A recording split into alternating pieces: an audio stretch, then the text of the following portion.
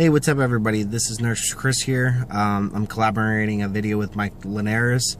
I want to give you guys a little overscoop on hesi because I know a lot of you guys have wanted to have me do a video specifically for the hesi or to do some type of content review for it. Well, the best thing I can try and do for you guys on this video, just a little bit of a recap from the last video I made. If I didn't make anything so much clear on that video, backtrack. I'm going to give you guys a little background information on me. I started nursing school back in 2011 in December. I worked as a medical assistant and as a PCT for a few years. I didn't always want to be a nurse. I wanted to do something in healthcare. I just really wasn't sure. I started doing a psychiatry background because I wanted to do my psych degree. I ended up changing when I started working in the hospital. So then I went on to the nursing, and I thought it would be a really good area to get into. And now I passed boards back in August. This is where hesi comes along, because in my school, how it was is that we took a hesi for every main course, such as your med surg, your OB, your geri, your critical care, and you had to pass an exit hesi in order to graduate. So a lot of schools is usually either 850 or 900. It's either one of those two that require you to pass their exit exam, so you're allowed to take your state board exams. Now, the best thing I'm going to help you guys out or do a recap on as far as your hesi reviews. The thing with hesi is that it can be a law all over the place. A lot of the information is not correct. And that's what I don't like about hesi, because when you take the NCLEX, it's completely different. You know, the only thing I see as hesi as far as going to be helping you guys is content review. NCLEX is going to obviously test your knowledge, but it's going to push that information even to another level, because they want to know how safe are you going to be as a nurse. Now, for the hesi, it's a little bit on hesi recap. You know, there's a content review. It's 165 questions for the exit review, for the exit hesi.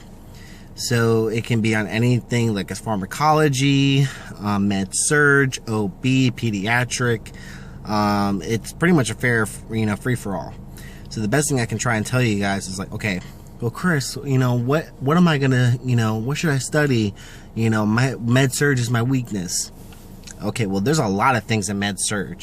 You can't know everything in med surg. That's just impossible. The thing is, if you're weak in med surg, it's like, okay, well, what areas are you weak in med surg? Is it cardiac?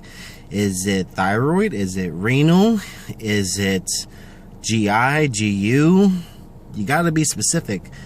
Not everybody can. Some people know some good things. Some people might. For me, cardiology is one of the hardest areas for me, and the nervous system, because those are, two main things you're going to see a lot in the hospital. But as far as hesi, you're going to see a lot of information as far as, how can I say this? Similar things you've already reviewed in class, like diabetes, renal failure, CHF, DVTs, hypo and hyperthyroidism, pediatric conditions. It can be something with growth. It can be fractures. It could be growth developmental. It's usually kind of general with hesi questions. Some, you'll see things on there. It's like, ooh, I'm not really sure. But key points, for your hesi review, what you guys need to know is that some of the alternative format questions weigh heavy for your points as far as, being able to pass. And what I mean is your dosage questions, you guys need to know how to do those dosage. I know it's a pain, it's really, really hard to get those questions down. But there are videos here on YouTube to where you can watch a whole bunch of different people do lectures on answering dosage calc, because I can't teach you guys that. You have to learn from other instructors. There's different reviews on there on YouTube how to do the dosage calc. So my suggestion is go on YouTube, find a lot of videos. There's this guy with blonde hair, really skinny guy. He does 1 hour of a lecture on dosage calc. Now, FYI, I watched this guy before I took my last exit hesi for me to graduate, and I passed. I didn't miss any dosage questions. So think about that when next time you're trying to pass your exit hesi. And also another thing is that they're going to give you questions on cardiac and respiratory. They're going to ask you, like, they're going to give you like a heart sound. They're going to give you guys lung sounds. So what you guys need to interpret is, okay, what does a murmur sound like? Or what does S1, S2, S3, S4 sound like? The gallops. What does wheezing sound like? What does stridor sound like? What does emphysema look like? What does expiratory wheezing and inspiratory wheezing sound like? You guys need to review those lung sounds very thoroughly as well, because those are going to count for extra points for you to answering for your hesi.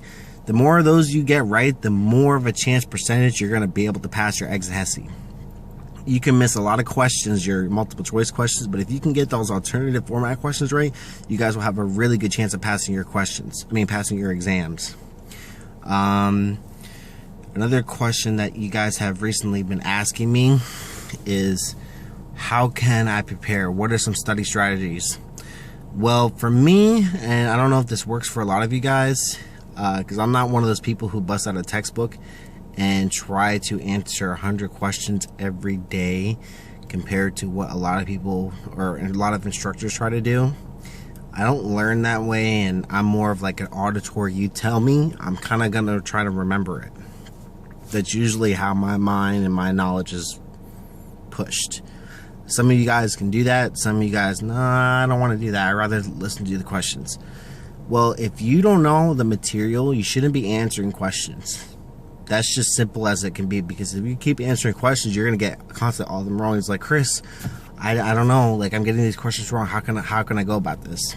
Learn the content. Learn the content. Read material. If you read the material, then you can answer questions. I guarantee you that. So as far as testing strategies, you guys should do a lot of content reviewing.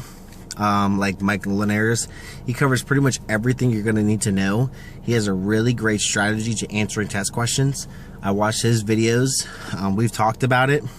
One of the good things I like to tell nursing students, this is what I did for my NCLEX to prepare. I ended up, well, I did this for hesi too, because this video is more for hesi. What I ended up doing was, you build the, you draw the triangle, and what you're gonna do is, at the bottom level of it, because it's the Maslow's hierarchy of needs. So you're getting at the top, the middle, and you have the third layer. Well, the bottom third layer is everything is priority for safety for your patients. So what you're gonna do is you're gonna say, okay, well, Chris, what does that mean? Well, what are the top priorities that patients need? Is food, water, LOC, level of consciousness, and your ABCs. Those are your priority as keeping your patient alive and safe. Your secondary needs is such as pain. Now, pain, I know a lot of you guys are like, well, I want to help my patient. I don't want them to suffer, because you're going to see a lot of that on oncology or maybe even ER. Well, realistically, pain, yeah, we want to address it as a nurse. We want to make sure our patients are not going to be, hurting or anything like that. But reality and testing, this is more for testing purposes. Pain is a psychosocial need for testing purposes only. Only way pain is interpreted as part of your answer is if it's either A, a new onset of a condition, or 2, it's chronic severity pain. But realistically, you need to look at your other options to make sure that whatever other you choose is a better fit or better outcome. It has to match your answer. It's the only best way you're going to look at it. So as a recap for your exit hesi, what you guys need to do, review your content. Listen to Mike's lecture on pretty much everything he covers for med-surg, OB, pediatric, and everything. I'm gonna be doing a diabetes lecture on today, because a lot of you guys I see post on Simple Nursing, diabetes and knowing medications for it and knowing lab values. Well, yeah, that's all important, but I have a really good strategy for you guys where you guys are just gonna be like, dang, like, wow, Chris, you really broke it down. Well, some good friends of mine are type 1 diabetics, so I've learned quite a bit of information over time, and it's really helped me on test questions and even reality. I'm pretty good. That's probably one of the strongest areas I can help you guys with. But as far as the recap on exit hesi, that's the best thing I can tell you guys is content review, knowing your dosage, being able to pass your exit hesi, content, going over your dosage calculations questions, knowing your alternative formats, like such as Your multiple choice, I'm not going to include that because that's going to be counted as a regular question point. Knowing your heart and lung sounds, and then they're going to give you guys pictures. It can be including like positioning for certain procedures like a colonoscopy, or even giving an enema, or even preparing patients for procedures like surgery. It could be like identifying rashes or interpreting information. Like it will give you a chart, and the chart will have information for you to interpret and analyze and say. I'll give you an example. You know, it will show up, it will say, okay, here's the patient's, here's the nursing notes. It's going to say, oh, patient is, we did turn, cough, deep breathe every 2 hours, lungs sound wet, giving antibiotics, whatever the nursing notes. And then it's going to have lab values. So it's going to, you know, show you CBC, white blood cell count, platelets, you know, the works.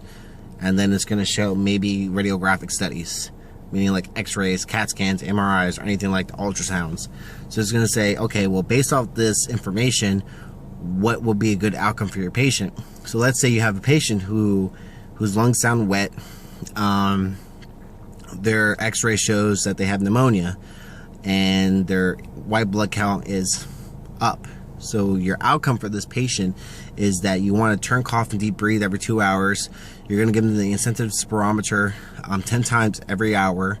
You're going to, you know, increase their fluids because they need to get that, you know, extra fluid out of their body.